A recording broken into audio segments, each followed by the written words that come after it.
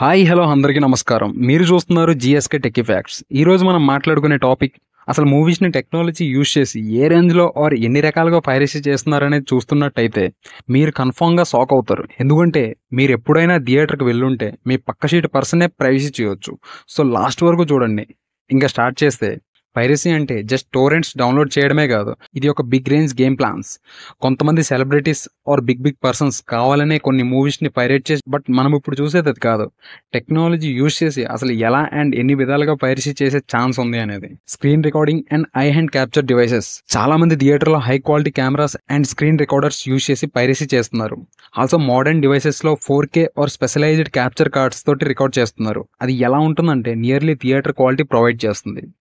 Some insiders like theatre staff and projectionists డబ్బులకు ఆశపడి allow చేయడం ఆర్ వాళ్ళే గ్యాంగ్ లాగా ఫామ్ అయ్యి DCPs అంటే డిజిటల్ ప్రొజెక్షన్ ఫైల్స్కి డైరెక్ట్ యాక్సెస్ ఇస్తున్నారు. Dark web and encrypted networks.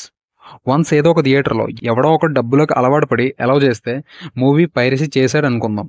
Then ఆ ఫైల్స్ని గ్రూప్ టు గ్రూప్ వాళ్ళు షేర్ చేసుకొని కొన్ని సైట్స్కి ఆఫర్ చేస్తారు. ఆ సైట్ ఓనర్స్ ఏమో హ్యూజ్ రేంజ్ అమౌంట్ ఇస్తారు ఈ పైరేటెడ్ మూవీస్కి.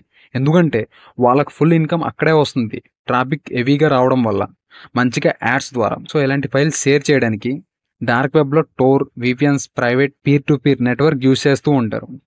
మీకు డార్క్ వెబ్లో ఎవరు డిస్కస్ చేయని పాయింట్స్ కావాలనుకుంటే ఒకసారి పైన కార్డ్స్ పెట్టిన వీడియో చూడండి. ఇన్డెప్త్ పాయింట్స్ అన్నీ డిస్కస్ చేసాం. నా కమింగ్ టు కంటెంట్. సో ఈ టూల్స్ యూజ్ చేసి ట్రాన్స్ఫర్ అన్నీ చేస్తుంటారు కాబట్టి ఏ మూవీ రిలీజ్ అయినా విత్ ఇన్ కొన్ని అవర్స్లోనే అన్ని సైట్స్లో అవైలబుల్ ఉంటున్నాయి మూవీస్ అన్ని. అసలు ఈ pirated persons decentralised platforms like IPFS inter planetary file system use చేస్తుంటారు. ఇదేంటంటే ఇఫ్ ఒక పర్సన్ పైరసీ మూవీ రికార్డ్ చేసి అప్లోడ్ చేశారనుకుంటే అది ఇంటర్నెట్లో స్మాల్ చంక్స్ లాగా ఉంటుంది. For example 10 GB file upload చేస్తే 100 MB ఫైల్ లాగా డివైడ్ అయ్యి ఈ IPFS కనెక్ట్ అయ్యి మెయింటైన్ చేసే కొన్ని సైట్స్లో ఉంటుంది. సో ఇందులో ఒక్కడ బ్లాక్ చేసినా రిమైనింగ్ ఎలానో అలైవ్ అయ్యే ఉంటాయి. సో దట్ ఇవి ఎప్పటికీ కూడా కంప్లీట్గా స్టాప్ చేయలేరు. Streaming platforms exploitation. కొన్ని OTT ప్లాట్ఫామ్స్ని హ్యాక్ చేసి అందులో ఉండే మూవీస్ డేటా మొత్తం వీళ్ళు దొంగిలించి కొన్ని సైట్స్కి సెల్ చేసేస్తూ ఉంటారు. కొన్ని దీనికి వీళ్ళు యూజ్ చేసే techniques stolen credentials and weak DRM digital rights management. So ఇందుకే క్రెడెన్షియల్స్ ఎక్కడ పడితే అక్కడ ఇవ్వద్దు అనేది. కొంతమంది తెలివైన వారు ఎలాంటి టూల్స్ ఇంప్లిమెంట్ చేశారంటే స్ట్రాంగ్ OTT యాప్స్ని యాక్ట్ చేయలేక కొన్ని టూల్స్ ద్వారా అందులో మూవీని వీళ్ళు రికార్డ్ చేసుకుంటూ ఉంటారు. సో అవి డిటెక్ట్ కూడా చేయలేవు, ఆ రేంజ్ టూల్స్ యూజ్ చేస్తారు. Social media and messaging apps. చాలా వరకు పైరేటెడ్ మూవీస్ మీ వరకు వస్తున్నామంటే సోషల్ మీడియా వల్లనే. సో ఇవి చాలా ఫాస్ట్ ఉంటావు కాబట్టి పెద్ద రేంజ్లో గ్లోబల్ మొత్తం డిస్ట్రిబ్యూట్ చేస్తున్నారు. ఆ మూవీస్ లింక్స్ అండ్ కొన్ని బాట్స్ యూస్ చేస్తున్నారు మూవీస్ డిస్ట్రిబ్యూట్ చేయడానికి. సో మాన్యువల్ వర్క్ చాలా తక్కువ ఉంటుంది లింక్ స్ప్రెడ్ చేయడంలో. AI and automation. కొంతమంది అనుకుంటారు థియేటర్లో ఒక కోడ్ ఉంటుంది కదా, ఎవరికి కనపడదు, సో దాన్ని బట్టే ట్రేస్ చేయొచ్చు అంటే అది ఈ టెక్నాలజీ ఉండే కాలంలో అస్సలు పాసిబుల్ అవుతుంది. ఎందుకంటే AI యూజ్ చేసి హిడెన్ డేటా మొత్తం క్లియర్ చేసేస్తూ ఉంటారు కాబట్టి. సో చూసారుగా ఈ రేంజ్లో అండ్ ఇన్ని విధాలుగా పైరసీని చేస్తున్నారు. దీన్ని ఆపాలంటే కొంచెం కాదు చాలా కష్టం, ఎందుకంటే ఇది గ్లోబల్ వైడ్గా ఉంది. సో దీనికంటూ కొన్ని టూల్స్ అండ్ టెక్నిక్స్ యూజ్ చేస్తే ఆపగలిగే ఛాన్స్ ఉంది. Block chain based content tracking. So మూవీస్కి యూనిక్గా కనిపించని ఎంబెడ్ సిగ్నేచర్ని ఇంక్లూడ్ చేయాలి ఫర్ ఎవ్రీ ట్రాకింగ్ పర్పస్. ఎందుకంటే ఏ ప్రింట్ ఎక్కడి నుండి లీక్ అవుతుంది అనేది ట్రాక్ చేయొచ్చు కాబట్టి. బట్ AI టూల్స్ వల్ల కొంతవరకు ఇది కూడా బ్రేక్ అవ్వచ్చు. Real time AI monitoring. AIని ఇంటర్నెట్లో డిప్లాయ్ చేయాలి ఓన్లీ ఫర్ డిటెక్టింగ్ ఏదైనా particular scene or movies leak parts capture అయితే వెంటనే బ్లాక్ చేసేస్తుంది. ఆల్సో ఇది సోషల్ మీడియాలో కూడా ఉండాలి, సో దట్ షేరింగ్ కూడా 90% రెస్ట్రిక్ట్ చేస్తుంది. బట్ ఇది చాలా వరకు పాసిబుల్ అవ్వదు, ఎందుకంటే ఇంటర్నెట్ మొత్తం మానిటర్ చేస్తూ ఉండాలంటే చాలా రేంజ్లో అమౌంట్ అనేది ఖర్చు అవుతుంది కాబట్టి. బట్ ఇది working method. Strengthening DRM with quantum cryptography. ఇప్పుడు ఉండే DRM సిస్టమ్స్ని ఈజీగా క్రాక్ చేస్తున్నారు. బట్ ఇన్ ఫ్యూచర్లో ఫ్యూచర్ ప్రూఫ్ DRM సిస్టమ్స్ వస్తే సో అది చాలా డిఫికల్టీ ఉండొచ్చు క్రాక్ చేయడానికి, ఎందుకంటే క్వాంటమ్ ఫిజిక్స్ని బేస్ చేసుకుని బిల్డ్ అయ్యి ఉంటాయి కాబట్టి.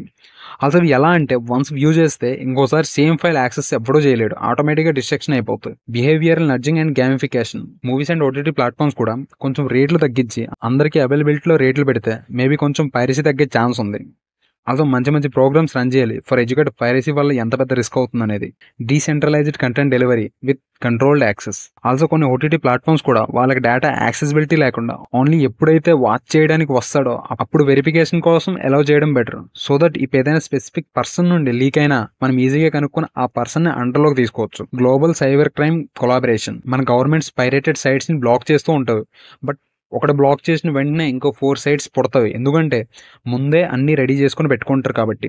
ఇలాంటి సిచ్యువేషన్‌లో చేయాల్సిన సైట్స్ బ్యాన్ కాదు. డైరెక్ట్ వాళ్ళ అకౌంటే బ్యాన్ ఆర్ క్రిప్టో బ్లాక్ లాంటివి చేయడం. If possible.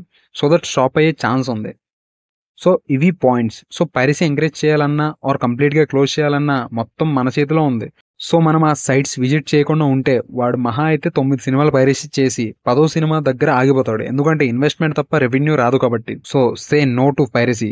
థియేటర్‌కి వెళ్లి మంచిగా ఎక్స్‌పీరియన్స్‌ని ఎంజాయ్ చేయండి. వీడియో ఎక్కడి వరకు చూసారంటే మీకు నచ్చిందనుకుంటున్నా. సో నచ్చితే లైక్ చేసి లాస్ట్ టైం థియేటర్‌లో ఏ మూవీ చూసారో కింద కమెంట్ చేయండి.